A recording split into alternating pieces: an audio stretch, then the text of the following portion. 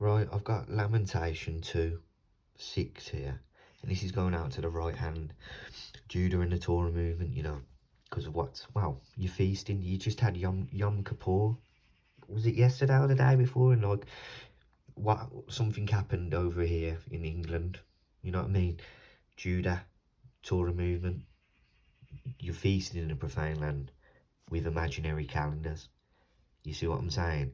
And then you guys, the plastic Jews and Pharisees on the right hand, the sadomasochistic foreskin bandits, then thus argue about their imaginary calendars. You see how you're in error. Lamentation 2:6, by the word of Jehovah, you're in error. Again, I desired mercy and not sacrifice, and the knowledge of Jehovah more than burnt offerings. But they, like men, have transgressed the covenant. There they have dealt treacherously with me. And this is Lamentation 2, verse 6. And he have violently taken away his tabernacle, as if it were of a garden. He have destroyed the palaces of the assembly. And Jehovah have caused the solemn feasts and Sabbaths to be forgotten in Zion, and have despised in his in the indignation of his anger the king and the priest. You see, so Jehovah's taking it away from you because you're in captivity, so you can't be feasting in a profane land. You can't be doing Jehovah's feasts in a profane land. You know what I'm saying again? Deuteronomy 12 and 16 tell you this.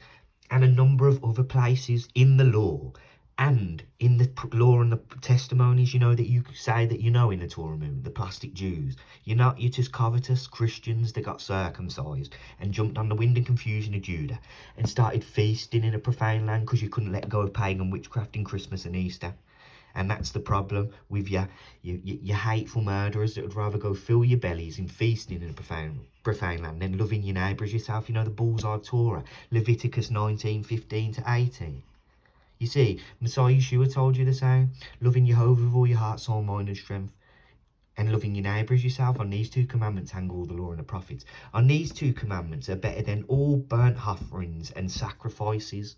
You see what I'm saying, Torah movement? So repent, keep the 10 commandments. Stop arguing about imaginary calendars and then feasting in a profane land and calling it righteousness, you bunch of reprobates. You know what I'm saying? So repent, keep the 10 commandments. And again, the bullseye Torah, loving your neighbour as yourself.